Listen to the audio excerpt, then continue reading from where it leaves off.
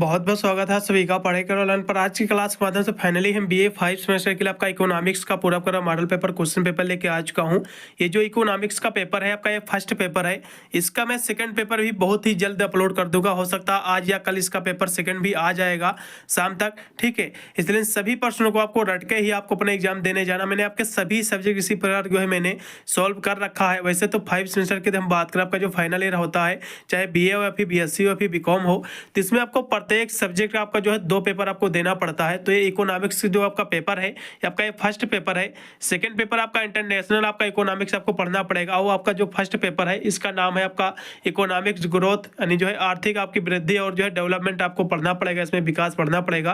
Question बहुत ही कह सकते हैं जो क्वेश्चन पेपर में लेके आए हुए, यदि आप कुछ भी नहीं तैयार करते हो, बस एक यही वीडियो मेरा देख के चले जाते हो, क्योंकि इसका मैं साथ में सोल्यूशन भी कराता चल रहा हूँ, जिससे आपको कहीं पर भी जो है इसका आंसर भी ढूंढने की आवश्यकता नहीं पड़ेगी। और इस सॉल्व क्वेश्चन पेपर के माध्यम से आप जो है इकोनॉमिक्स के फर्स्ट पेपर में जो है आप इस पेपर में अच्छे नंबरों से पास हो सकते हो, बस यही वीडियो देखकर ही। वैसे तो मैं बहुत ही जल्द इंपॉर्टेंट क्वेश्चन आंसर का वीडियो आ जाएगा मेरा। चलिए वीडियो में आगे बढ़ो उससे पहले सभी से निवेदन, जो भी विद्यार्थी हमारे चैनल पर फर्स्ट टाइम विजिट कर रहे हो तो वीडियो को लाइक कर दे और चैनल को भी सब्सक्राइब करके रखिएगा, क्योंकि मैं सिर्फ बीए बीएससी के ऑल सेमेस्टर के एग्जाम की तैयारी कराता हूं, जिसकी मदद से अपने एग्जाम में आप अच्छे मार्क्स ऑब्टेन कर सकते हैं। ये आपका इकोनॉमिक्स का आपका जो है फर्स्ट पेपर, मैंने आपके सभी सब्जेक्ट, चाहे आपका Hindi, English, political science, Hindi कोई भी आपका रहा हो, इकोनॉमिक्स वगैरह सभी का मैंने, एजुकेशन, सोशियोलॉजी, सभी मैंने जो है इसी प्रकार मैंने जो है मॉडल पेपर को मैंने सॉल्व किया है। और साथ में इंपॉर्टेंट क्वेश्चन आंसर का भी वीडियो मैंने ऑलरेडी प्रोवाइड कर रखा है। आप जाकर प्ले लिस्ट का लिंक मैं डिस्क्रिप्शन में दे दूंगा, मेरे आपको चैनल में चले जाना है। बीए 5 सेमेस्टर वाली प्ले लिस्ट में आपको जाना है, सभी आपको मॉडल पेपर मिलेंगे और साथ में इंपॉर्टेंट क्वेश्चन आंसर का भी वीडियो मिलेगा। आपको कहीं पर भी जो है ना तो बुक खरीदने की आवश्यकता पड़ेगी और ना ही कोई जो है सीरीज खरीदने की आवश्यकता पड़ेगी। आप मेरे चैनल के माध्यम से आप जो है आप आसानी से जो है बीए 5 सेमेस्टर की जो है एग्जाम की तैयारी को मजबूत करके अपने एग्जाम में अच्छे नंबर भी प्राप्त कर सकते हो। और साथ में से आपको पेपर देना पड़ता है, जो कि आपका कंपलसरी का पेपर होता है। इसमें आपको पढ़ना पड़ेगा एनालिटिकल एंड डिजिटल एविडेंस। उसकी क्लास मैंने चैप्टर वाइज मैंने करा दी है, यदि आपने नहीं देखा है तो आप जाकर जरूर वॉच कीजिएगा, जो कि आपका कंपलसरी का पेपर होता है, ठीक है। चलेगा, हम इसी के पेपर पर हम चर्चा करें, इसी को सॉल्व करा रहे हैं। इसमें आपको पेपर को नेम देख लेना आपको। चलेगा, पेपर का आपका नाम है आपका इकोनॉमिक्स आपका ग्रोथ है जो है डेवलपमेंट, यानी जो है आर्थिक वृद्धि और जो है आपका आर्थिक विकास, ये क्या होता है। क्वेश्चन बहुत ही महत्वपूर्ण इससे बनेंगे। तो सबसे पहले जो है इकोनॉमिक्स ग्रोथ क्या होती है, इस क्वेश्चन की गारंटी 100% की कि आर्थिक वृद्धि क्या होती है और आर्थिक इसको जो है डेवलपमेंट यानी जो है आर्थिक विकास क्या होता है। तो ये क्वेश्चन दोनों आप रट लो, गारंटी लेता हूँ कम से कम आपको जो है 20 से 25 नंबर आप लिख के रख लो कि यही आपके जो है 2 क्वेश्चन से आपके 25 नंबर आपके क्लियर होंगे। आर्थिक आपकी वृद्धि क्या होती है और आर्थिक आपका विकास क्या होता है, क्वेश्चन पूछेगा एग्जाम में। और इन दोनों के बीच में डिफरेंट भी पूछेगा, इन दोनों के बीच में अंतर क्या होता है। तो इस तरह से एग्जाम में क्वेश्चन बनेंगे। चलेगा, हम प्रश्नों पर चर्चा करेंगे सीधे। पेपर आपका इसी प्रकार का आपका आने वाला है सभी विश्वविद्यालय का, चाहे आपका कोई भी विश्वविद्यालय रहा हो। यूपी की जितनी भी यूनिवर्सिटी है सभी का सिलेबस सेम है, मैंने देखा है, कोई भी यूनिवर्सिटी का डिफरेंट कोई भी सिलेबस नहीं है और सभी विश्वविद्यालय में ये क्वेश्चन आपके बनने वाले हैं। चलेगा, 2 घंटा आपका दिया जाएगा समय करने को और 75 नंबर का पूरा कर आपका पेपर आएगा। 3 खंडों में आपका पेपर विभक्त आएगा। सबसे पहले मैं सेक्शन ए के प्रश्नों पर चर्चा करूंगा। इसमें जो प्रश्न आपके रहते हैं टोटल, इसमें आपके 10 प्रश्न आपके दिए हुए, कुछ यूनिवर्सिटी में 5 ही प्रश्न दिए रहते हैं। क्वेश्चन चाहे जितने दिए हुए आपके सेक्शन ए में, सभी प्रश्न आपको करना अनिवार्य रहता है। मैं तो रिकमेंड करूंगा जो आपको प्रश्न आता है सेक्शन ए के उनको आप कर लीजिएगा, बात को आपको सेक्शन बी कर लेना, सी कर लेना, लेकिन बीच में आपको सेक्शन ए वाले प्रश्न नहीं करना है। फिर जो प्रश्न आप छोड़ देते हो उसको लास्ट में सबसे जाकर आपको करना है, बीच में नहीं करना है, जिससे एग्जामिनर को कोई दिक्कत ना हो चेक करने में, उसको कॉपी अपनी, ठीक है, आपकी तो आपको सही से आपको करना है। चलेगा, सेक्शन ए के प्रश्नों पर हम देखेंगे। तो इसका जो पहला क्वेश्चन, जैसे कि मैंने आपको पहले बोला था, आपका पेपर का नाम ही आपका है कि इकोनॉमिक्स आपका जो ग्रोथ है, जो है इकोनॉमिक्स आपका डेवलपमेंट क्या होता है। ये क्वेश्चन 100% फंसेगा। इस क्वेश्चन की 100% की मैं गारंटी लेता हूं। क्वेश्चन ना आया तो कहना, ठीक है। तो आर्थिक आपकी वृद्धि क्या होती है और जो है आर्थिक आपका विकास क्या होता है, इन दोनों के बीच में यहाँ से अंतर पूछा हुआ है। हम सबसे पहले देखेंगे कि दो जो है आपकी जो आर्थिक वृद्धि होती है ये क्या होती है और आर्थिक विकास क्या होता है। दोनों की जब परिभाषा हम समझ लेंगे तो हम आसानी से इन दोनों के बीच में जो है अंतर भी हम कर लेंगे। चलेगा, हम दोनों के बारे में सबसे पहले परिभाषा देखेंगे, फिर इनके बीच में जो है अंतर भी हम देखेंगे। चलेगा, सबसे पहले हम आर्थिक विकास क्या होता है, जिसको हम जो है इकोनॉमिक्स डेवलपमेंट कहते हैं, इसको हम देखेंगे, फिर आर्थिक हम वृद्धि देखेंगे। तो आर्थिक विकास की हम बात करें तो आर्थिक विकास क्या होता है, क्वेश्चन काफी महत्वपूर्ण है। तो आर्थिक विकास जो कि पॉल एल्बर्ट ने इसकी परिभाषा दी, उन्होंने कहा है कि आर्थिक विकास का संबंध जो है उस उद्देश्य से होता है जो एक देश के द्वारा अपनी वास्तविक आय में जो है वृद्धि करने के लिए जो है समस्त उत्पादक साधनों का जो है प्रयोग करता है, तो उसको जो है आर्थिक वृद्धि यानी आर्थिक विकास कहा जाता है, यानी जो इकोनॉमिक्स डेवलपमेंट कहा जाता है। तो इनकी परिभाषा आपको तैयार कर लेना है। जो एल्बर्ट ने जो परिभाषा दी, इनका कहना है कि आर्थिक विकास का जो संबंध होता है एक ऐसे उद्देश्य से होता है, कैसे आय से होता है जो एक देश के द्वारा उसकी जो रियल इनकम होती है उसमें वृद्धि करने के लिए जो समस्त जो प्रोडक्शन होता है, जो उत्पाद होता है, उसको साधनों का प्रयोग करके जो यूज इसका उत्पादन किया जाता है, वास्तविक आय में जो है वृद्धि करी जाती है सभी चीज का उत्पादन करके, तो यही आपका आर्थिक विकास कहलाता है। ठीक है, तो इतनी परिभाषा तैयार कर लेना आपको। फिर मायर ने भी इसकी परिभाषा दी, उन्होंने कहा है कि आर्थिक विकास जो है एक ऐसी प्रक्रिया है जिसके द्वारा जो है दीर्घकाल में जो है किसी अर्थव्यवस्था की जो है राष्ट्रीय आय में जो है वृद्धि होती है, तो ये आपकी जो है आर्थिक विकास कहलाते हैं। तो ये भी परिभाषा आपको तैयार कर लेना, लॉन्ग में फंसेगा तो इस तरह से आपको लिखना पड़ेगा। ठीक है, अब आर्थिक विकास हो गया। अब आर्थिक वृद्धि क्या होता है, सबसे पहले हम इसके बारे में समझ लेंगे। अब आर्थिक विकास मैंने बता दिया, हम आर्थिक जो है वृद्धि अब समझेंगे। तो आर्थिक वृद्धि क्या होती है, किसी देश की जो है अर्थव्यवस्था के आकार में जो है समय के साथ जो होने वाली जो वृद्धि होती है, इसी को जो है हम आर्थिक जो है वृद्धि कहते हैं, समृद्धि कहते हैं। तो यही आपका होता है, यानी किसी देश की जो अर्थव्यवस्था होती है इसके आकार में समय के साथ जो है जो वृद्धि होती है समय के साथ साथ जो, तो यही आपकी आर्थिक वृद्धि कहलाती है। इतनी परिभाषा तैयार कर लेना। आर्थिक जो है समृद्धि को जो है आमतौर पर जो इन बातों में समझा जाता है। तो आर्थिक वृद्धि के कुछ महत्वपूर्ण बिंदु है इनको समझने के लिए, जैसा कि जो है इसमें जो है जीडीपी में जो है निरंतर जो वृद्धि होती रहती है, जिसको हम सकल घरेलू उत्पाद कहते हैं, और आपका जो है जीएनपी जिसको हम सकल राष्ट्रीय उत्पाद कहते हैं, इसमें भी जो है निरंतर वृद्धि होती रहती है, और प्रति व्यक्ति आय में भी जो है निरंतर वृद्धि होती रहती है। तो तीन इसकी जो है मुख्य बातें हैं। और देखो, आर्थिक समृद्धि को जो है मापने का सबसे जो है आम तरीका वास्तविक यानी जो है जीडीपी है, और वास्तविक जो जीडीपी किसी अर्थव्यवस्था में जो उत्पादित सभी वस्तुओं और जो है सेवाओं का कुल जो है मूल्य होता है, जिसमें जो है मुद्रास्फीति के जो है प्रभाव को जो है हटा दिया जाता है।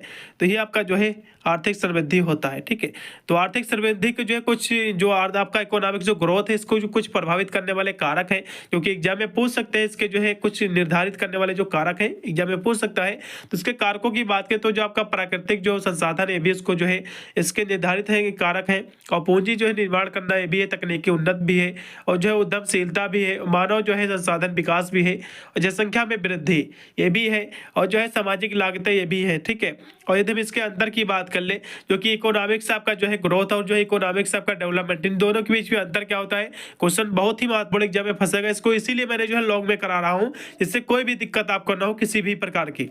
तो दोनों की मैंने परिभाषा आपको बता दी है, अब इन दोनों के बीच अंतर देखेंगे। तो इन दोनों के बीच में अंतर की बात करें, जो आपका इकोनॉमिक्स जो ग्रोथ होता है, एक जो है इसमें लघु धारणा होती है, जबकि जो आर्थिक विकास होता है इसमें जो है बृहद धारणा होती है।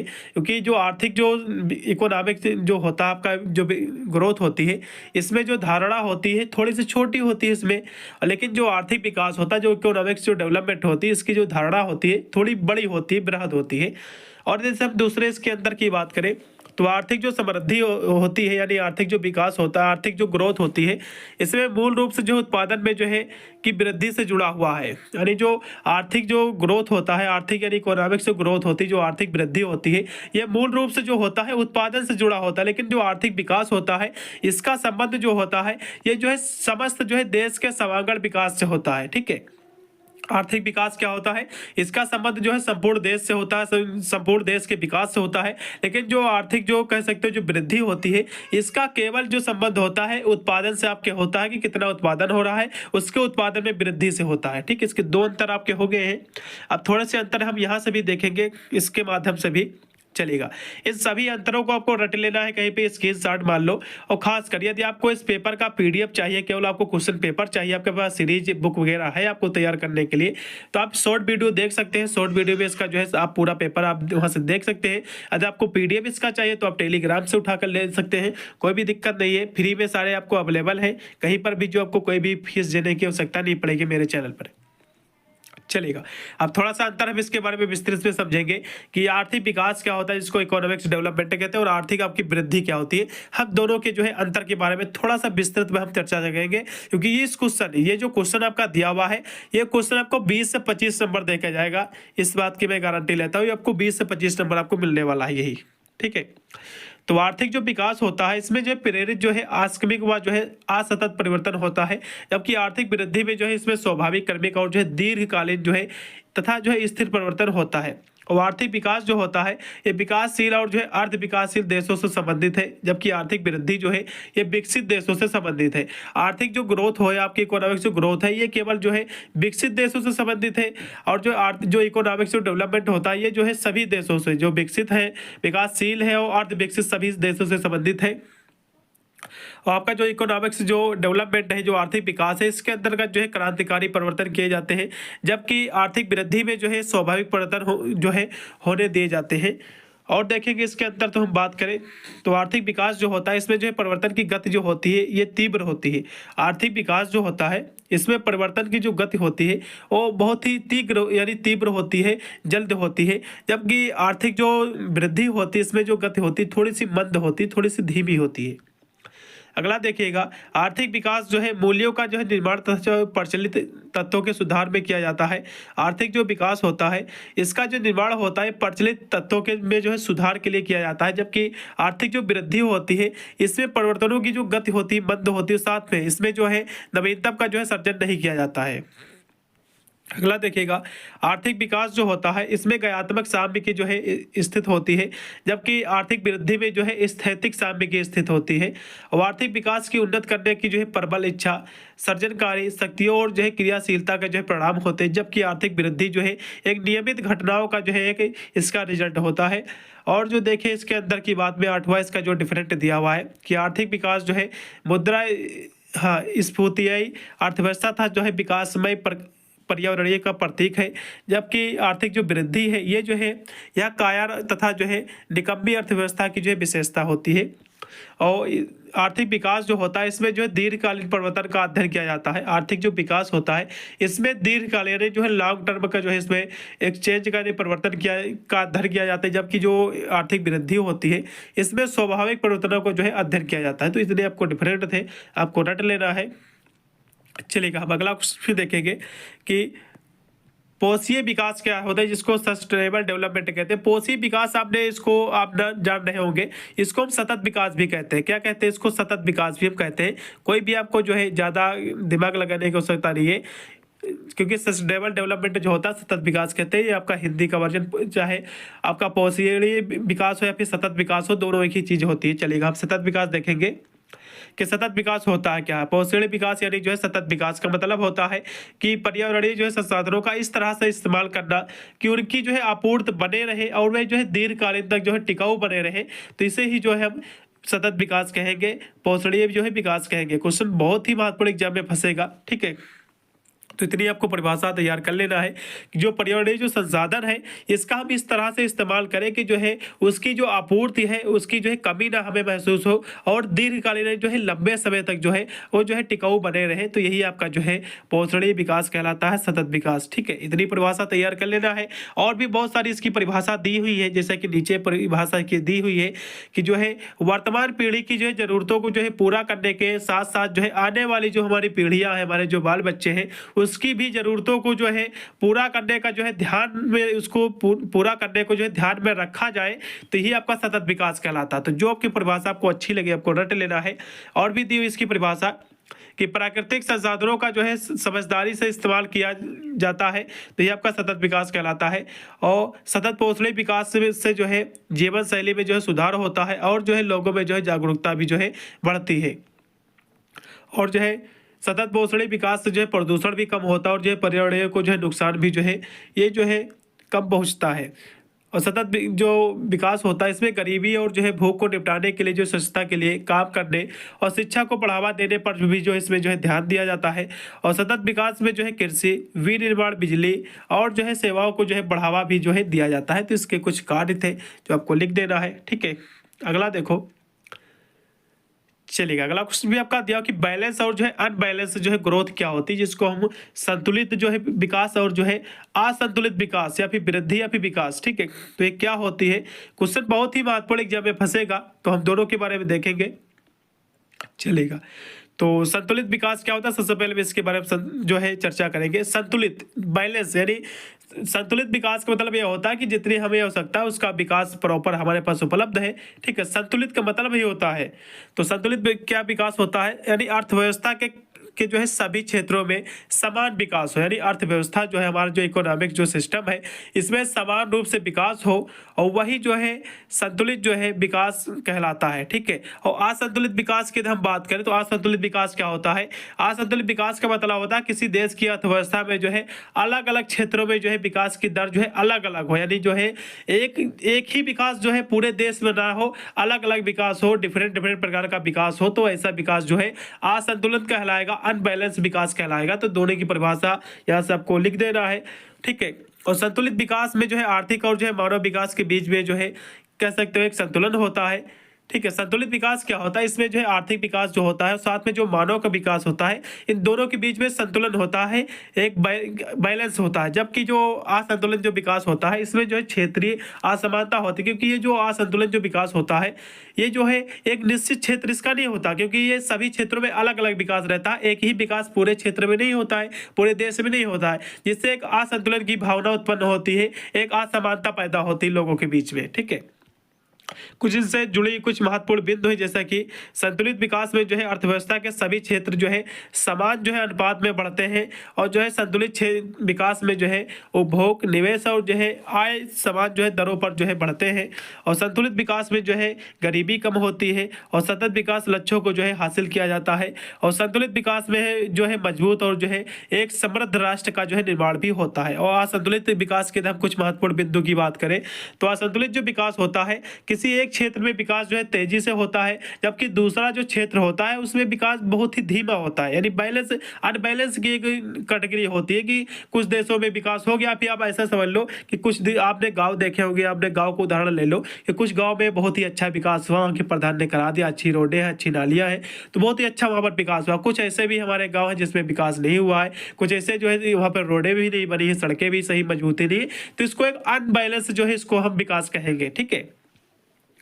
और देखो कि असंतुलित विकास में जो है संसाधनों का जो है अधिक से अधिक जो है इस्तेमाल किया जा सकता है, और जो है असंतुलित विकास में जो है आधारभूत उद्योगों के साथ साथ जो है सहायक उद्योगों का भी जो है विकास होता है, और असंतुलित विकास जो है आर्थिक विकास का जो है स्वाभाविक जो है मार्ग भी होता है, ठीक है। तो इस तरह से आपको लिख देना है। अगला देखो खाद्य सुरक्षा के जो है आयाम क्या है, क्वेश्चन काफी महत्वपूर्ण है।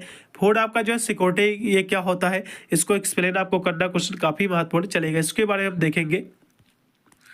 चलेगा, खाद्य सुरक्षा के जो है कई सारे आयाम होते हैं। तो खाद्य की जैसे कि उपलब्धता, खाद्य सुरक्षा के जो है बहुत सारे आयाम होते हैं। तो इसका जो पहला आयाम है खाद्य की जो है उपलब्धता, यानी खाद्य जो है इसकी उपलब्धता जो है बहुत ही जरूरी होती है, क्योंकि इसका मतलब होता है देश में कुल कितना जो है खाद्य उत्पादन हुआ है, और कितना जो है निर्यात हुआ है, और कितना जो है सरकारी जो है कार्यालय में जो है पिछले साल में जो है इसका स्टॉक कितना था। तो ये सबको जो है इसकी उपलब्धता भी बहुत ही जरूरी है खाद्य की। और जो है खाद्य की जो है पहुंच, इसकी जो है दूसरी उपलब्धता है खाद्य की पहुंच, यानी जो है इसका मतलब होता है कि हर व्यक्ति को जो है यानी खाद्य की उपलब्धता पहुंची है, कितनी पहुंची है कितनी नहीं पहुंची है, तो ये भी इसका जो है आयाम है, ठीक है। खाद्य का मतलब होता है आपके खाने वाले पदार्थ यानी जो है, ठीक है, इसी के उत्पादन से लिया गया है। और सामर्थ्य यानी पावर, यानी सामर्थ्य भी बहुत ही जरूरी है। इसका मतलब होता है कि हर व्यक्ति के पास जो है पर्याप्त मात्रा में सुरक्षित और जो है पौष्टिक भोजन खरीदने के लिए जो है जो पर्याप्त जो है उसमें पैसे उसके पास है या नहीं है, तो ये भी बहुत ही जरूरी रहता है उसकी पावर। और उपयोग, यानी उपयोग भी बहुत ही जरूरी इसका जो है कह सकते हो आयाम है। तो उपयोग का मतलब होता है कि लोग जो है भोजन का इस्तेमाल जो है कैसे करते हैं, शरीर जो है भोजन का इस्तेमाल कैसे करता है, और जो है पोषक तत्व जो है शरीर में अवशोषित होते हैं कि नहीं होते हैं, तो ये भी बहुत ही जरूरी रहता है। और स्थिरता ये भी इसका बहुत ही बड़ा आयाम है। तो स्थिरता का मतलब होता है कि उपलब्धता जो है पहुंच, और जो उपयोग की जो है सुरक्षा हो, और बदलाव जो है संघर्षों के दौरान जो है उन्हें बनाए रखने की क्षमता हो, तो ये आपकी जो स्थिरता कहलाती है, ठीक है। स्थिर की जो जितनी आवश्यकता हो एक स्थिर मात्रा में हो, ठीक है, तो ये आपकी स्थिरता कहलागी। और खाद्य सुरक्षा से कुछ जुड़े जो है तत्व हैं, इसके कुछ जुड़े महत्वपूर्ण बिंदु हैं, इनको भी आपको जान लेना है। जैसा कि खाद्य सुरक्षा जो है आजीविका जो है सुरक्षा से जो जुड़ी हुई है, क्योंकि आजीविका जो कि हमारी जीवन से संबंधित है, जीने से संबंधित है। और खाद्य सुरक्षा को जो है परिणामों जो है वे पोषक संबंधी स्थित और जो है खाद्य स्वास्थ्य और जो है खाद्य की उपलब्धता भोजन तक जो है पहुंच भी इसमें शामिल है। और खाद्य सुरक्षा को जो है प्रभावित करने वाले कुछ कारक हैं, तो खाद्य सुरक्षा को प्रभावित करने वाले कारक एग्जाम में पूछ सकता है, ठीक है। तो इसमें जो है आपकी जनसंख्या वृद्धि, जो कि जनसंख्या वृद्धि खाद्य उत्पादन को जरूर प्रभावित करेगी, क्योंकि ये जो है लोग अधिक होंगे, खाद्य आपका उत्पादन कम हुआ तो जाहिर सी बात प्रभावित तो होगी ही हुई, क्योंकि सभी को अनाज नहीं मिल पाएगा तो प्रभावित होगी। और गरीबी भी इसको प्रभावित करेगी, क्योंकि गरीब लोग जो है इसको खरीद नहीं पाएंगे तो भी प्रभावित होगी, इसके कारक है। और वैश्विक जलवायु परिवर्तन, आपके जो क्लाइमेट जो चेंज होता है, ठीक है, वैश्विक, तो ये भी इसको प्रभावित करता है। और आर्थिक जो राजनीतिक जो स्थिरता होती है भी करती है, और खाद्य अपशिष्ट भी करता है। और प्राकृतिक आपदाएं जैसे कि भूकंप वगैरह हो गए तो ये भी इसको प्रभावित करते हैं। और खाद्य उत्पादन ये भी इसको प्रभावित करता है। तो इसके कारक थे, आपको देख लेना है। अगला देखो, अगला क्वेश्चन आपका दिया कि जो है गरीबी के जो है दुष्चक्र की जो है आपको स्पष्ट करना है, जो कि आपको साइकिल आप जो आपका पॉवर्टी आपको करना है। क्वेश्चन काफ़ी महत्वपूर्ण, तो गरीबी का जो है दुष्चक्र क्या है, क्वेश्चन बहुत ही महत्वपूर्ण है, इसको समझो। गरीबी का जो दुष्चक्र है एक ऐसा चक्र होता है जिसमें जो है लोग गरीबी में जो है फंसकर उससे बाहर निकलना उनका मुश्किल हो जाता है। ये जो चक्र होता है, देखा होगा आपने, काफ़ी गरीब लोग जो कि झोपड़पट्टी में रहते हैं, जिसको खानाबदोश कहते हैं, तो वे गरीबी में ही फंसे हुए हैं, गरीबी से उभर नहीं पा रहे हैं। तो यही आपका जो है ये चक्र कहलाता है। यानी ऐसा ये चक्र होता है जिसमें लोग जो है गरीबी में जो है फंस कर उससे बाहर उनका जो है निकलना मुश्किल हो जाता है। तो इसे ही जो है हम गरीबी का जो है दुष्चक्र कहते हैं। और प्रोफेसर आपके जो है रगनार जो है नरकसे ने जो है इस अवधारणा को जो है दिया था। और यह जो है दुष्चक्र जो है इस तरह से जो है काम करता है। इससे कुछ महत्वपूर्ण बिंदु जैसे कि आय जो है ये जो है कम आय होने की वजह से जो है बचत और जो है निवेश जो है इसमें कम होता है। और जो है कम निवेश की वजह से जो है उत्पादकता जो है कम होती है। और जो है कम उत्पादकता की जो है वजह से जो है फिर से जो है आय जो है कम होती है। और जो है गरीब लोग जो है कर्ज लेते हैं और जो है ब्याज चुकाते हैं, और जिससे जो है उनका जो है कर्ज और जो है बढ़ता जाता है, ठीक है। और जो है गरीब लोग जो है अपना कर्ज और जो है अपने बच्चों को जो है भी जो है दे देते हैं, जिससे वे जो है भी जो है गरीब में जो है जाल में फंस जाते हैं। और गरीबी की वजह से जो है उपलब्ध जो है अवसर जो है सीमित हो जाते हैं। और गरीबी की वजह से जो है बेरोजगारी भी जो है बढ़ती है, ठीक है। और गरीबी से जुड़ी कुछ चुनौतियाँ जैसे कि जो है खराब आवास की जो है स्थिति, अपराध दर जो है ज़्यादा होना, क्योंकि गरीबी में जो है अपराध दर ज़्यादा होती है। स्वास्थ्य और जो है रियायती खाने के जो है कम विकल्प, शिक्षा की गुणवत्ता का कम होना, ये भी जो है गरीबी का एक इसका कारण है। और जो है स्वास्थ्य सेवाओं तक जो है पहुँच कम होना, ये भी इसका जो है कारण है। तो इस तरह से आपको लिखना है। अगला देखो कि एरो के जो है काम करने का यानी काम करने सीखना, ये जो है अवधारणा को आपको स्पष्ट करना है। क्वेश्चन काफ़ी महत्वपूर्ण है। एरो जो कि हमारे एक अर्थशास्त्री हैं, ठीक है, इन्होंने जो है काम करने सीखना, ये जो है यानी लर्निंग बाय द डूइंग, इसको आपको एक्सप्लेन करना इनके सिद्धांत का, ठीक है।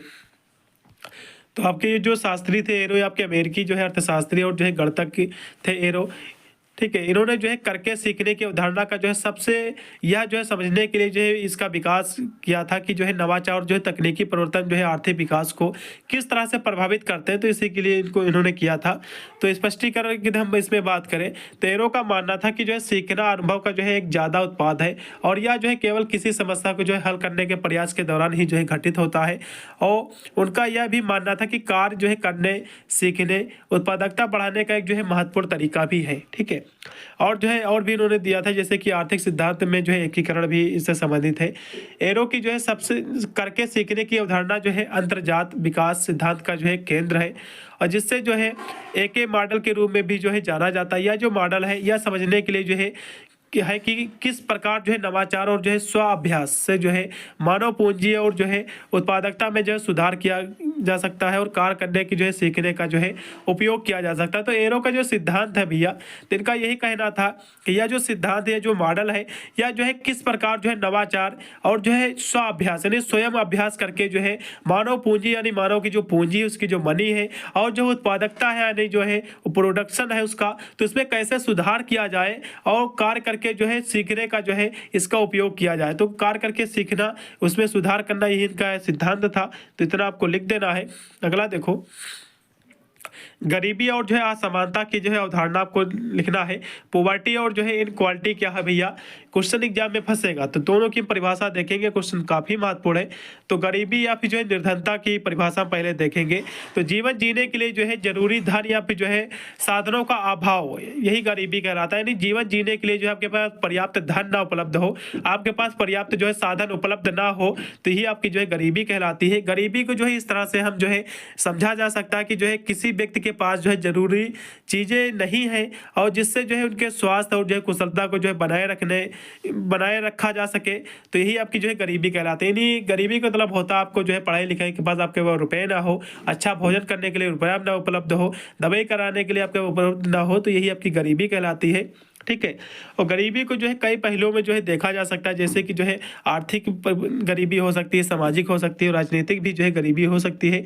और गरीबी रेखा, इसमें जो है भारत में जो है गरीबी रेखा मापने का एक पैमाना होता है, क्योंकि गरीबी रेखा, क्योंकि उसको अब तो सरकार के द्वारा कुछ दिया भी जा रहा है, कुछ आर्थिक मदद भी की जा रही है।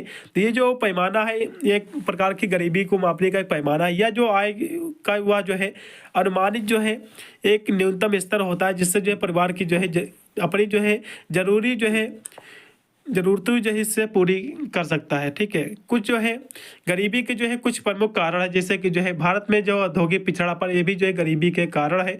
और जो है तेज जनसंख्या वृद्धि, क्योंकि भारत में जनसंख्या जो है विश्व का सबसे बड़ा जनसंख्या वाला देश बन गया है, जिसके कारण भी जो है गरीबी बढ़ी। क्योंकि जब भैया जनसंख्या वृद्धि होगी तो गरीबी तो बढ़ना ही है, क्योंकि ना तो जमीन बढ़ेगी ना तो उत्पादन बढ़ेगा, तो जाहिर सी बात जब ज़्यादा व्यक्ति होंगे तो गरीबी तो होना ही है। ठीक है। और संसाधनों की कमी भी है, क्योंकि भैया जब गरीबी बढ़ेगी, यानी जब जनसंख्या बढ़ेगी तो गरीबी तो पक्का, संसाधन भी कम होंगे। और जो है अनुचित जो है आय वितरण, ये भी कह सकते हो इसके कारण है। अगला देखो असमानता, क्योंकि मैंने अभी गरीबी की आपको परिभाषा बता दी। अब असमानता इनक्वालिटी क्या होती है, इसके बारे में हम समझेंगे। असमानता जैसे कि शब्द से स्पष्ट हो जा रहा है कि इसमें समानता का भाव ना हो, यानी मान लो हम आप समान है, ठीक है, हम भी अमीर है, आप भी अमीर है, तो इस समानता का भाव हो गया। कोई अमीर है कोई गरीब है, तो इस समानता नहीं होता, ये असमानता होता है, जिसमें समानता का भाव ना हो। यानी जो है असमानता का क्या होता भैया, जिसमें समानता का अभाव हो, यानी जिसमें समानता की कमी हो, तो ये आपका जो है असमानता कहलाती है। और यह एक जो है सामाजिक और जो है आर्थिक स्थिति को जो है बताने के लिए जो है इस्तेमाल होने वाला एक शब्द है, जिसे जो है अनुचित रूप से जो है असमान माना जाता है। और असमानता जो है कई तरह के हो सकते हैं, जैसे कि जो है आयु हो सकता है आपकी, और जो है लिंग, आयु, मूल जातीय आपका विकलता, यौन अभिविन्यास, वर्ग और जो है धर्म के आधार पर जो है ये असमानता हो सकती है। क्योंकि ये देखा जाए तो आपकी जो जात के आधार पर कहेंगे भैया मैं तो ब्राह्मण हूँ, मैं तो यादव हूँ, तो इस तरह से जात के आधार पर भी जो है एक कह सकते हो असमानता हो सकती है। और धर्म के आधार पर हो सकता है हिंदू, मुस्लिम, सिख, ईसाई, तो इस तरह से भी जो है हो सकता है। ठीक है। और भी है, जैसे एज के आकार, इसके आधार पर भी जो है असमानता हो सकती है। अब कुछ इसके जो है असमानता के जो है कुछ प्रमुख इसके कारण है, जैसे कि गरीबी हो गया, लिंग हो गया, धर्म हो गया, जात हो गया, संसाधनों की कमी, तो इसके सारे इसके कारण है कि जो है कम श्रम उत्पादन, इसके सारे जो है कारण है। ठीक है। तो एग्जाम में फंसेगा तो लिख देना। और भारत में असमानता के कुछ उदाहरण, जैसे कि जो है भारत में सबसे अमीर जो है 1% लोग के पास जो है देश की जो है आपकी जो है 53% जो है संपत्ति है। यानी 1% जो भारत में लोग हैं अमीर, वे देखा जाए तो आधे से ज़्यादा कवर कर रहे हैं गरीब लोगों को। ठीक है। आधे से ज़्यादा देश तो वही चला रहे हैं 1% लोग, और तो सब गरीब ही बसे हुए हैं देश में, इसका उदाहरण है। ठीक है। अगला देखो, डायरेक्ट आपका जो है इन्वेस्टमेंट क्या होती है, फॉरेन, यानी जो है डायरेक्ट नहीं भैया, फॉरेन आपका जो है डायरेक्ट, जिसको जो है एफडीआई कहते हैं, तो जिसको हम विदेशी प्रत्यक्ष निवेश कहते हैं, तो ये क्या होती है, जिसके बारे में थोड़ा सा हम समझेंगे, क्वेश्चन काफ़ी महत्वपूर्ण है। तो प्रत्यक्ष विदेशी निवेश की हम बात करें तो ये जो है कैसा निवेश होता है, जो कोई जो है व्यक्ति जो है कंपनी किसी देश में जो है स्थित कंपनी में जो है करती है। यानी जो मान लो आप हमारे भारत की कोई कंपनी है, ठीक है, और किसी दूसरे देश की, जैसे कि अमेरिका में यदि आप कंपनी में कोई इन्वेस्ट करें, ठीक है, निवेश करें, तो यही आपका जो है प्रत्यक्ष विदेशी निवेश कहलाता है। और इस तरह की कंपनी जो है अपने देश से जो है दूसरे देश में अपना जो है कारोबार फैलाती है, और जो है विदेशी निवेश तक जो है होती है, या जो है निवेश जो है करने वाली कंपनियां का जो है उस कंपनी पर सीधा नियंत्रण होता है जिसमें जो है वे निवेश कर रही है। ठीक है। तो इस तरह से इसकी परिभाषा लिख देना है। और प्रत्यक्ष निवेश जो है, जो कि एफडीआई का मतलब, यानी कि जो है ये भी फिर से परिभाषा दी हुई है कि जो है कोई व्यक्ति जो है या फिर जो है कंपनी किसी दूसरे देश में जो है किसी व्यवसाय या फिर जो है कंपनी में जो है निवेश करता है, यानी कोई जो व्यक्ति चाहे दूसरे देश में कंपनी खोले, अभी किसी कंपनी में जो है अपना निवेश करे, तो एफडीआई के जरिए जो है निवेश करने वाली कंपनी जो है उस कंपनी का सीधा नियंत्रण मिलता है जिसमें जो है वह निवेश करती है या फिर करता है। और एफडीआई की कुछ जो है महत्वपूर्ण बातें हैं, जैसे कि जो है एफडीआई के जरिए जो है निवेशक जो है स्थायी हित जो है हासिल करता है, और एफडीआई से जो है अर्थव्यवस्था में जो है आर्थिक विकास भी जो है इसमें मदद भी मिलती है इसको, और जो एफडीआई में से जो है रोजगार मौके भी जो है बढ़ते हैं इससे, और एफडीआई से जो है नई जो है तकनीकें भी आते हैं। एफडीआई से जो है बुनियादी जो ढांचा होता है, स्ट्रक्चर जो होता है, इसको में जो है इसमें बेहतर इसको किया जा सकता है। तो एफडीआई के जरिए जो है पैसे के अलावा जो है आईटी ज्ञान, प्रौद्योगिकी, कौशल, रोजगार भी जो है इससे मिलता है। ठीक है, अगला देखो, ह्यूमन आपका जो है डेवलपमेंट इंडेक्स क्या होता है, जिसको जो है मानक विकास सूचकांक कहते हैं। क्वेश्चन बहुत ही महत्वपूर्ण, एग्जाम में फंसेगा 100%, तो इसकी हम परिभाषा देखेंगे। ठीक है, चलेगा। तो मानक विकास जो है सूचकांक क्या होता है, जिसको हम जो है HDI कहते हैं। क्वेश्चन काफी महत्वपूर्ण है। तो मानक विकास सूचकांक जो होता है ये संयुक्त राष्ट्र विकास कार्यक्रम जो कि UNDP द्वारा जो है प्रकाशित किया गया है। ठीक है, प्रकाशित किया जाता है। यह जो है मानव विकास का सबसे प्रसिद्ध जो है सूचकांक है कि विकास यानी मानव का विकास कितना हुआ है। ठीक है, ये यही बताता है, और यह इस जो है विचार पर आधारित है कि जो है मानव विकास का मतलब जो है कि लोगों का जो है जीवन लंबा और जो है स्वस्थ हो, और वे जो है जानकार हो, और उनका जीवन स्तर जो है अच्छा हो। तो ये जो है आपका कह सकते हो मानव विकास सूचकांक कहलाता है। तो इतनी परिभाषा आपको जो है लिख देना है बस। ठीक है, अगला देखो, चलेगा। फिर वही मानव विकास सूचकांक दिया हुआ, इसकी परिभाषा और भी दी हुई है कि एक सांख्यिकीय उपकरण है जिससे जो है किसी देश के जो है सामाजिक और जो है आर्थिक विकास का जो है आकलन किया जाता है। और यह जो है सूचकांक मानव विकास के 3 जो है प्रमुख आयामों पर आधारित होता है कि लंबा और जो है स्वास्थ्य जीवन, ज्ञानवान होना, और जो है सब भी जो है जीवन स्तर। तो ये सारे संबंधित है। अगला देखो, समावेशी जो है विकास क्या होती है, जिसको जो है इंक्लूसिव हम ग्रोथ कहते हैं। तो समावेशी जो है विकास क्या होता है, तो आपको विचार करना। क्वेश्चन काफी महत्वपूर्ण है, इसको भी देखो। इसमें के जितने भी क्वेश्चन दिए हुए मिस नहीं करना। यदि आप ये कंप्लीट वीडियो देख के जाते हो, गारंटी लेता हूँ आप इस पेपर में कम से कम, मैं बता दूं आपको 75 नंबर का पेपर आएगा। इस पेपर से आपको कितने नंबर मिलने वाले हैं, तो 60 से 65 नंबर की मैं गारंटी लेता हूँ कि यही क्वेश्चन आपको मिलेंगे। ठीक है, आप ऐसा कह सकते हो कि बिना कोई सीरीज या बुक खरीदे आप इस मॉडल पेपर के ही सारे प्रश्न देख के जाते हो, रट के जाते हो, तो अब आसानी से इसमें जो है 60 से 65 नंबर तो आप आसानी से क्लियर कर सकते हो कि क्वेश्चन यही फंसने वाले हैं सभी विश्वविद्यालय में। इसका सेकंड पेपर आपको चाहिए तो सेकंड पेपर प्लेलिस्ट में मिल जाएगा, आपको जाकर देख लीजिएगा। अगला देखो, समावेशी विकास क्या होता है भैया, क्वेश्चन काफी महत्वपूर्ण है। तो समावेशी विकास की हम बात करें तो ये जो है एक आर्थिक विकास होता है। समावेशी विकास क्या है, एक प्रकार का आर्थिक विकास है। इकोनॉमिक्स आपका ग्रोथ है जो सामाजिक जो है लाभ प्रदान करता है। ये क्या है, एक प्रकार का समावेशी जो विकास है, ये एक प्रकार का आर्थिक विकास है जो सामाजिक जो है लाभ प्रदान करता है और असमानताओं से जो है निपटता है। जो असमानताएं होती हैं, इनक्वालिटी होती है, असमानता, इसको जो है निपटाता है, इसको खत्म करता है, और तथा जो है लोगों और जो है स्थानों के बीच जो है लाभों को जो है अधिक निष्पक्ष रूप से जो है ये वितरित करता है। तो यही आपका जो है समावेशी विकास कहलाता है। इतनी परिभाषा रट लो, एग्जाम में फंसे गए क्वेश्चन। ठीक है, अगला क्वेश्चन भी देखो, समावेशी विकास, फिर वही क्वेश्चन आपका दिया हुआ है। कुछ यहाँ से इसके हम महत्वपूर्ण बिंदु भी हम देखेंगे। ठीक है, तो समावेशी विकास हो गया। अब ज़्यादा इसके बारे में नहीं देखेंगे, नहीं ज़्यादा लंबा वीडियो जाएगा। अब यहाँ से सेक्शन आपका बी आपका स्टार्ट हो गया। इसके हम प्रश्नों की बात करें तो इसमें जो है टोटल आपके जो प्रश्न आपके दिए हुए टोटल आपके 7 प्रश्न हैं। ठीक है, इसमें टोटल आपके 7%, जिसमें से आपको 3 से 4 ही प्रश्न आपको करना पड़ेगा। मैं 7 करा दूंगा, इससे कोई भी दिक्कत ना। आपका सेक्शन बी व सी और सेक्शन ए भी इसी पेपर से क्लियर हो जाएगा, इस बात की मैं गारंटी देता हूँ। क्योंकि सेक्शन ए में जो टोटल 10 प्रश्न है, अब जिस यूनिवर्सिटी में जो है 5 प्रश्न पूछे जाएंगे तो इसी पेपर से आपका सेक्शन ए क्लियर हो जाएगा। तो किस यूनिवर्सिटी में 10 प्रश्न पूछे जाएंगे सेक्शन ए में, तो हो सकता है 1-2 प्रश्न उसके में अलग से आए, नहीं तो सेक्शन ए से क्लियर होने वाले हैं। सेक्शन बी व सी की गारंटी है, इसी से क्लियर हो जाएगा। ठीक है, चलो देखो, जीडीपी और जो जीएनपी जीडीपी और जो है जीएनपी भैया ये क्या होती है, इनके बीच में अंतर क्या है, इसकी अवधारणा क्या है, ये भी क्वेश्चन 100% फंसेगा। इस क्वेश्चन की गारंटी लेता हूँ 100% की। ठीक है, देखो दोनों चीज़ें। पहले हम जो है जीडीपी देखेंगे कि जीडीपी जो है होता क्या है।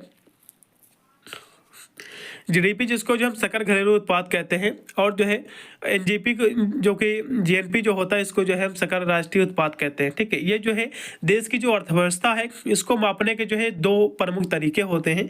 तो हम पहले जीडीपी देखेंगे कि जीडीपी होता क्या है। जीडीपी जो होता है, किसी देश की जो है सीमाओं के अंदर जो है उत्पादित वस्तुओं और जो है सेवाओं का जो है मूल्य, वह देश की घरेलू उत्पाद आय पर केंद्रित होता है। तो जीडीपी क्या है, देश के अंदर जो वस्तुएं होती हैं, जो उसका उत्पाद होता है, ठीक है, जो उसका उत्पादन किया जाता है, उसका जो मूल्य होता है बेच के जो प्राप्त होता है, तो इसमें जो है उसी का हम आकलन करते हैं, इसी पर केंद्रित है। जबकि जीएनपी जो है, ये जो है विदेशी जो उत्पाद होता है, ठीक है, जो विदेश से कुछ चीज़ें मंगाई जाती हैं, इसका जो है हम इसमें आकलन करते हैं। तो जीएनपी क्या होता है, इसको समझो। जीएनपी जो होता है, किसी देश के जो है नागरिकों द्वारा घरेलू और जो है विदेश में जो उत्पादित वस्तुओं और जो है सेवाओं का मूल्य, और यह देश के मैत्रिक विकास में जो है निवासियों और जो है नागरिकों के जो है योगदान पर केंद्रित होता है। तो जीएनपी क्या होता है, जो किसी देश में जो नागरिक द्वारा उत्पादित विदेश में जो है उत्पादित वस्तुओं और जो है सेवाओं का मूल्य, तो विदेश में जो वस्तुएं उत्पादित होते हैं उसका जो मूल्य होता है, जिसमें इसका हम आकलन करते हैं। ठीक है, इतना आप समझो बस। अगला देखो, इसके बीच में अंतर भी एग्जाम में पूछता है, तो अंतर हम सबसे पहले समझ लेंगे। एग्जाम में अंतर भी एग्जाम में पूछ सकता है, तो अंतर भी हम देख लो इसी लागे, इसी साथ में चलते चलते। इसका जो पहला अंतर है परिचालन क्षेत्र, जो कि जो जीडीपी देश की जो है सीमाओं के अंदर उत्पादित वस्तुओं और जो है सेवाओं का मूल्य है, जबकि जीएनपी जो होता है, ये जो है देश की सीमाओं के अंदर और जो है बाहर उत्पादित वस्तुओं और सेवाओं का मूल्य होता है। जीएनपी क्या होता है, देश के अंदर जो वस्तुएं उत्पादित होती हैं, देश के जो बाहर होती हैं, ये सभी सेवाओं का जो इसमें मूल्य होता है। ठीक है, तो आपका जीएनपी होता है, इस बीच में अंतर है। और गणना का आधार भी इसके बीच में अंतर, जैसा कि जो जीडीपी की जो है गणना देश की सीमाओं के जो है आधार पर की जाती है, जबकि जीएनपी जो होता है इसकी गणना जो है नागरिकता के आधार पर की जाती है। और मूल्य भी जैसा कि जीएनपी और जो है जीडीपी जो के मूल्य जो है अलग अलग हो सकते हैं। ठीक है, और अर्थव्यवस्था के आकार को जो है मापना, जो कि जीडीपी जो है अर्थव्यवस्था के आकार को जो है मापने का एक तरीका है, लेकिन जो है यह एक जो है मात्र तरीका नहीं है। ठीक है, क्योंकि जीएनपी भी जो है और जीडीपी दोनों तरीके होते हैं। अगला देखो, जिसको हम जो है आपका हंगर इंडेक्स जो है, और जो है हैप्पीनेस इंडेक्स, यानी जो है जिसको हम भूखा सूचकांक और जो है प्रसन्नता सूचकांक जो है क्या होता है, क्वेश्चन एग्जाम में फंसेगा। इस क्वेश्चन की भी गारंटी है। हंगर इंडेक्स क्या है और हैप्पीनेस इंडेक्स क्या है, दोनों को हम समझेंगे कि दोनों चीज़ें होती क्या है। ठीक है, चलेगा। तो सबसे पहले जो है हम हंगर इंडेक्स हम देखेंगे। तो हंगर इंडेक्स जो है एक ऐसा उपकरण है जो वैश्विक क्षेत्रीय जो है राष्ट्रीय स्तर पर जो है भूख को मापता है। यानी जो है ये जो इंडेक्स होता है, ये जो है देश में या फिर राष्ट्रीय स्तर पर, यानी जो राष्ट्रीय स्तर का मतलब होता है अपने देश में जो ये भूख से कितने, यानी भूख को ये मापता है। ठीक है, कितने लोग भूख से मरते हैं, जिसके इसका आकलन करता है और जो है उसको ट्रैक करता है। तो ये आपका जो है कह सकते हो हंगर इंडेक्स होता है। इसका जो उपयोग जो है भूख से लड़ने में जो है प्रगति और जो है असफलताओं का आकलन करने और जो है ऐसा करने की जो है आवश्यकता के बारे में जो जागरूक बढ़ाने के लिए जो है किया जाता है। और जो है जीएचआई यानी जो है आपका जो ग्लोबल हंगर जो इंडेक्स होता है, यह जो है पहचानने में भी जो है मदद करता है कि अतिरिक्त जो है संसाधनों की जो है सबसे अधिक आवश्यकता कहाँ है, तो ये भी पहचानने के लिए आवश्यकता इसकी होती है। और हम देखेंगे अब हैप्पीनेस इंडेक्स क्या होता है, जिसको प्रसन्नता सूचकांक कहते हैं। इसका मतलब होता है कि खुशी सूचकांक, यानी जो है देश की जो है खुशी की स्थिति को जो है मापने का एक तरीका होता है। कि यानी जाहिर सी बात है प्रसन्नता सूचकांक, यानी शब्द से स्पष्ट हो जा रहा है कि देश की खुशी, उसकी प्रसन्नता, इसको मापने का तरीका होता है। यह जो सूचकांक है, यह देश की इस आधार पर जो है रैंक करता है कि देश के जो है लोग खुद को जो है कितना खुशी मानते हैं। और खुशी जो है सूचकांक का जो है पैमाना 0 से जो है 10 तक जो है होता है। ठीक है, इतनी परिभाषा आपको लिख देना है। अगला देखो, थ्योरी ऑफ जो है बिग पुश, यानी जो है बड़े धक्के के सिद्धांत का आपको वर्णन करना, क्वेश्चन काफी महत्वपूर्ण, तो इसके बारे में हम चर्चा करेंगे। तो बड़े धक्के के सिद्धांत की हम बात करें, जिसको हम जो है पुश यानी बिग पुश थ्योरी कहते हैं। तो ये जो है विकास अर्थशास्त्र की एक अवधारणा है। ये क्या है, विकास अर्थशास्त्र की एक अवधारणा है। ठीक है, और यह जो सिद्धांत है, ये आर्थिक विकास को बढ़ावा देने के लिए जो है एक समन्वित प्रयास का जो है एक प्रस्ताव करता है।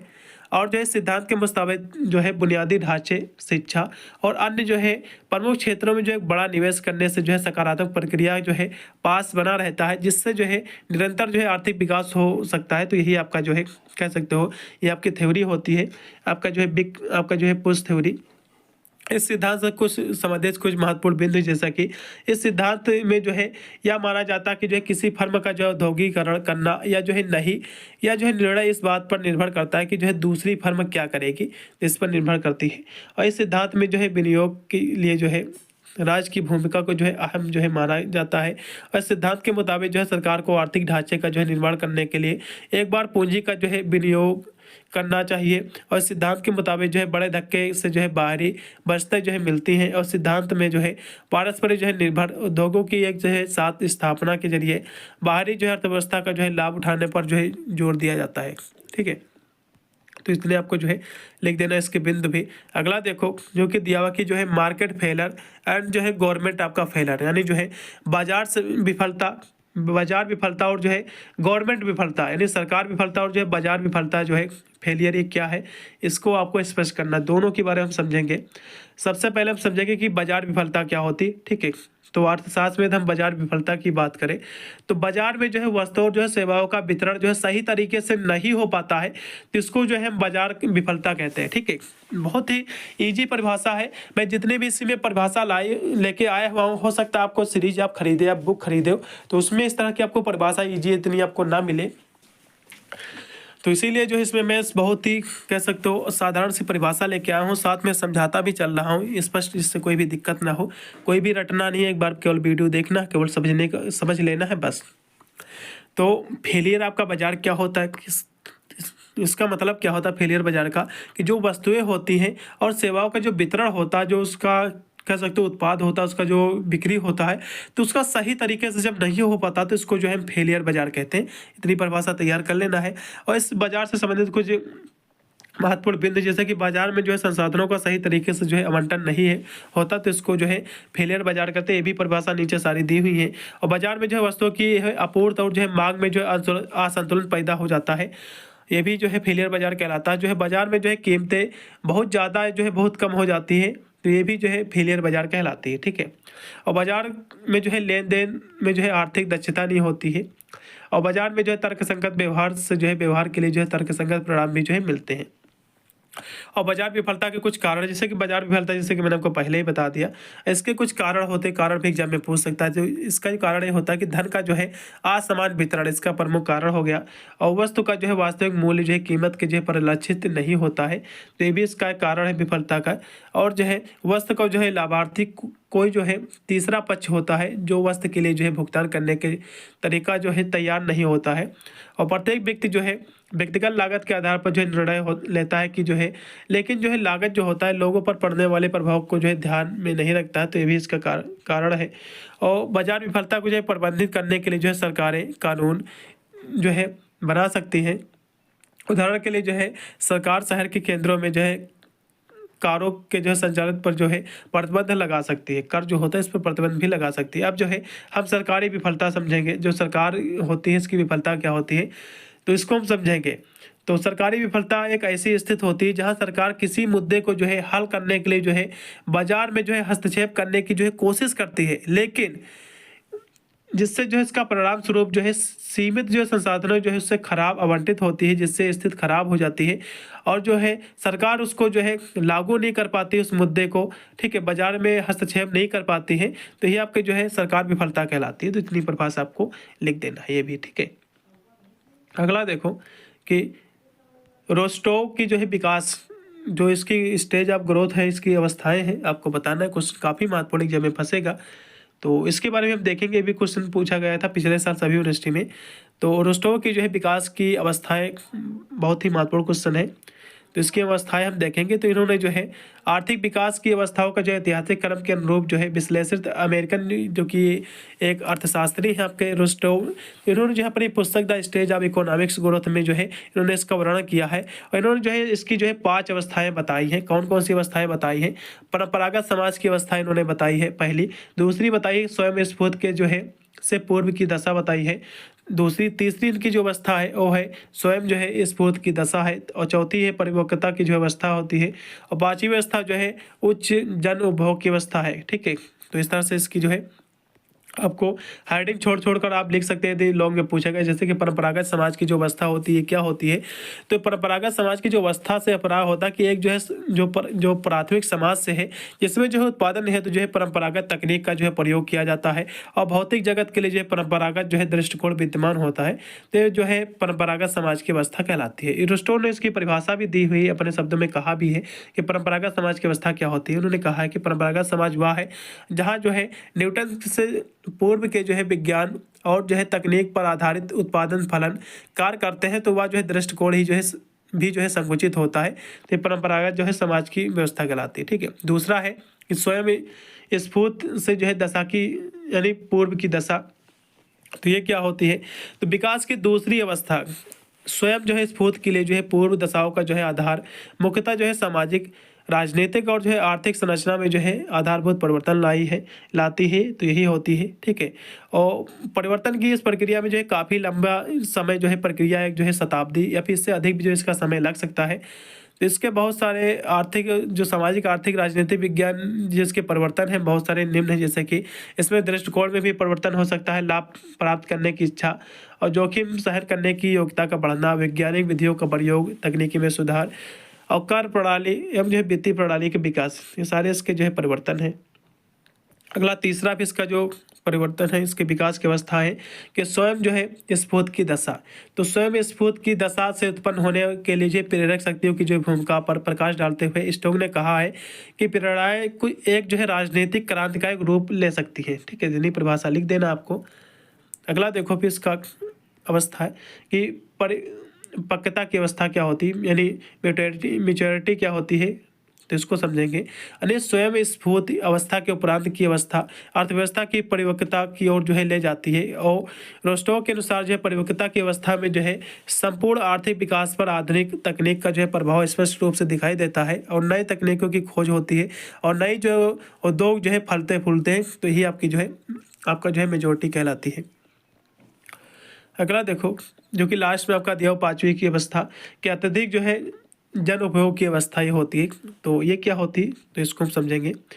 तो उच्च जन उपभोग की अवस्था में जो है टिकाऊ उपभोग वस्तुओं का जो है प्रयोग बढ़ता है, और प्रति व्यक्ति आय जो है इतनी अधिक हो जाती है कि जो है जीवन निर्वाह हेतु जो है आवश्यक जो खाद्यान्न वस्तु और जो है आवास की समुचित व्यवस्था करने में जो है उपरांत उच्च उपभोग की अवस्था है, जो वस्तुएं जैसे कि रेफ्रिजरेटर, धुलाई वाली मशीन होगी जिसको वॉशिंग मशीन कहते हैं, मोटर कार आदि को जो है क्रय आवश्यक जो है समझता है, और इस अवस्था में जो है पूर्ति से जो है सापेक्ष मांग पक्ष उत्पादन की समस्याओं के जो है सापेक्ष में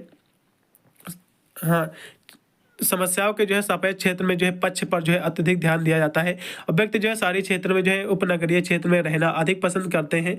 उच्च जन जो उपभोग की जो है अवस्था में जो है लोग अपनी सुरक्षा पर जो है अधिक ध्यान देता है। जनसंख्या का जो है अधिकांश भाग सेवा क्षेत्र में जो आजीविका प्राप्त करता है। क्षेत्रों जो श्रमिकों के हित हेतु जो है सामाजिक सुरक्षा के जो है विभिन्न उपाय जो है अपनाए जाते हैं, तो इतनी आपको लिख देना है। अगला देखो सामाजिक और जो है तकनीकी जो है दैर्ध्य क्या होती है, इसको हम समझेंगे। डुअलिज्म में क्या होती है, ठीक है। सोशल एंड जो है टेक्नोलॉजिकल जो डुअलिज्म होती है क्या होती है, इसके बारे में समझेंगे। तो पहले डुअलिज्म होती क्या है इसके बारे में समझेंगे। डुअलिज्म जो है एक ऐसी अवधारणा है जिसमें जो है अध्ययन की वस्तु को जो है अलग अलग युग्मित यानी उसको अलग अलग जो है पेयर करके और जो है तत्वों में जो है इसको विभाजित करना इसको शामिल है, और इससे जो है सामाजिक सिद्धांत अर्थशास्त्र और जो है अन्य क्षेत्रों में जो है इसको लागू किया जा सकता है। और आर्थिक अर्थशास्त्र में जो है के संदर्भ में जो है सामाजिक दायित्ववाद और जो है तकनीकी दायित्ववाद संबंधित अवधारणाएं हैं, और जिन्हें जो है कम विकसित देशों में जो है बेरोजगारी और जो है अल्प रोजगार से जो है जोड़ा जा सकता है। ठीक है, तो इतनी परिभाषा लिख देना है। अब हम समझेंगे कि सामाजिक जो है डुअलिज्म क्या होती है, फिर हम समझेंगे तकनीकी जो है डुअलिज्म क्या होती है। तो सामाजिक डुअलिज्म इसको हम द्वैतवाद कहते हैं। तो विभिन्न जातियों धर्म और जो है भाषाओं के लोग के बीच जो संबंधों का अभाव होता है, तो यह जो है उपनिवेशवाद की जो है विरासत हो सकती है। तो सामाजिक डुअलिज्म क्या होती है, आपने देखा होगा आप जैसे कि भारत है, इसमें सभी प्रकार की जो विविधता पाई जाती है, जैसे कि भाषा की पाई जाती है। कुछ प्रदेश में चले जाओ तमिल बोलते हैं तमिल में, तो इस तरह की भाषा की विविधता पाई जाती है। तो ये जो है यही आपका सामाजिक द्वैतवाद कहलाता है। जात की भिन्नता पाई जाती है, धर्मों की भिन्नता पाई जाती है, ठीक है। तो ये सारी जो है सामाजिक द्वैतवाद कहलाती है। और तकनीकी द्वैतवाद की हम बात करें तो जो है पारंपरिक जो है ग्रामीण क्षेत्र और जो है आधुनिक क्षेत्र में जो है विभिन्न उत्पादन कार्यों और जो संसाधन संपदाओं का उपयोग या सिद्धांत जो है बेंजामिन जो है हिगिंस द्वारा जो है 1956 में जो है प्रोफेसर बोके के जो है डुअलिज्म के जो है समाजशास्त्री सिद्धांत के जो है स्थान के रूप में जो है प्रस्तावित किया गया था, ठीक है। तो ये जो तकनीकी जो द्वैतवाद है ये जो है एक पारंपरिक जो है जो ग्रामीण क्षेत्र होता है, जो आधुनिक क्षेत्र में जो विभिन्न जो उत्पादन होता है इसके कार्यों और संसाधनों की जो है संपदाओं का उपयोग इसमें किया जाता है, तो इससे संबंधित है। तो ये जो सिद्धांत है आर्थिक तकनीकी और जो है क्षेत्रीय द्वैतवाद अक्सर जो है सामाजिक द्वैतवाद का जो है परिणाम हो सकते हैं। इतना लिख देना है। अगला देखो कि 16 जो है 16 दिया हुआ है। 16 जो है समृद्धि यानी ग्रोथ मॉडल की आपको इसकी विशेषता आपको वर्णन करना है और जो है तकनीकी प्रगति के मॉडल पर आपको चर्चा करना है। हम दोनों क्वेश्चन देखेंगे। पहले जो है तकनीकी प्रगति हम देखेंगे क्या होता है। ये जो होता है तकनीकी प्रगति जो होता है ये वस्तुओं और जो है सेवाओं के जो है उत्पादन के नए और जो है बेहतर तरीकों की खोज होती है और इसके साथ साथ जो है अपने आने वाला जो ज्ञान होता है यही आपका जो है तकनीकी प्रगति कहलाता है, ठीक है। इसकी परिभाषा की हम बात करें तकनीकी प्रगति जो है वह ज्ञान है जिसका उपयोग जो है वस्तुओं और जो है सेवाओं के उत्पादन में जो है किया जाता है और वे जो है गतिविधियाँ जो नए जो है ज्ञान का सर्जन करती हैं जैसे कि अनुसंधान, आविष्कार और जो है विकास, ठीक है। तो ये आपका जो है प्रगति कहलाती है। तो प्रगति क्या है भैया, एक प्रकार का जो है ज्ञान होता है जिसके माध्यम से जो है किसी वस्तु का हम निर्माण करते हैं, ठीक है, और जो है गतिविधियों से जो है उसका हम ज्ञान सीखते हैं, जैसे कि कुछ चीज़ें हम आविष्कार करते हैं, अनुसंधान करते हैं, किसी चीज़ हम विकास करते हैं, तो ये आपकी प्रगति कहलाती है। अगला देखो इसके महत्व हैं, जैसे कि तकनीकी प्रगति जो है अवस्थाओं के लिए जो है महत्वपूर्ण क्योंकि इसमें जो है उत्पादकता में जो है वृद्धि हो सकती है और जीवन स्तर में जो है ऊपर उठने के लिए जो है ये कह सकते हो ये प्रेरित भी करती है। और माप की बात करें तकनीकी जो है प्रगति को जो है उस सापेक्ष दिशा में जो है मापा जाता है जिससे जो है एक साथ अर्थव्यवस्था जो है वस्तुओं और जो है सेवाओं का जो उत्पादन करती है। और तकनीकी प्रगति फंक्शन की बात करें तो ये तकनीकी प्रगति जो है फंक्शन यह बताता है कि तकनीकी जो है प्रगति उत्पादन प्रक्रिया में जो है आउटपुट और जो है दक्षता को जो है कैसे प्रभावित करती है। और तकनीकी प्रगति के आधार पर दिया हुआ इसके प्रकार भी दिए हुए हैं तकनीकी प्रगति के। तो तकनीकी प्रगति जो है ये श्रम बचत और जो है भूमि बचत हो सकती है और अधिकांश जो है आविष्कारों में जो है दोनों तत्व जो है मौजूद होते हैं। अगला देखो यहाँ से आपका जो है सेक्शन सी आपका स्टार्ट हो गया। जिसमें प्रश्नों की बात करें तो इसमें टोटल जो प्रश्न आपके पूछे जाते हैं 4 पूछे जाते हैं, जिसमें आपको केवल 2 ही करना रहता है, 2 या 1 प्रश्न करना रहता है। मैं चारों करा दूंगा जिससे कोई दिक्कत ना हो आपको, चलेगा। इसका पहला क्वेश्चन देखिएगा कि लॉरेंज वक्र और जो है आपका जो है गिनी गुणांक की अवधारणा को आपको स्पष्ट करना है, इसकी उपयोगिता भी आपको जो है बताना। क्वेश्चन काफ़ी महत्वपूर्ण है। तो लॉरेंज वक्र एक जो है ग्राफिकल उपकरण है जो किसी जनसंख्या के जो है आय और धन के वितरण को दर्शाता है। तो ये जो लॉरेंज जो वक्र है क्या है, ये जो जनसंख्या है किसी जनसंख्या में जो उसकी आय होती है, जो उसकी इनकम होती है और जो उसका धन का जो वितरण होता है, ठीक है, तो इसको ये जो है दर्शाता है। और जबकि जो है गिनी गुणांक जो है उस वितरण में जो है असमानता की जो है सीमा का जो है एक गणितीय जो है माप होता है। और लॉरेंज वक्र की हम बात करें तो एक जो है एक ग्राफ है जो जनसंख्या के जो है निचले यानी प्रतिशत द्वारा जो है अर्जित कुल आय के जो है अनुपात को दर्शाता है। और पूर्ण आय समानता वाली जनसंख्या में जो है लॉरेंज वक्र एक सीधी जो है विकर्ण रेखा होती है। तो इस तरह से आपको लिखना है। इसमें निजी गुणांक भी होता है, जैसे कि लॉरेंज वक्र जो है समानता की जो है विकर्ण रेखा के बीच के क्षेत्र का जो है एक विकर्ण रेखा के नीचे कुछ जो है क्षेत्रफल के अनुपात और गिनी गुणांक 0 जिसको हम पूर्ण समानता से जो है 1 यानी जिसको पूर्ण असमानता तक ये होता है। लॉरेंज वक्र की जो है कुछ महत्वपूर्ण बिंदु दी हुई है कि गिनी गुणांक को जो है प्राय जो है प्रतिशत के रूप में जो है व्यक्त किया जाता है। इसको जो है 0 से 100 तक जो है इसको व्यक्त किया जाता है, ठीक है। तो इस तरह से आपको लिख देना है।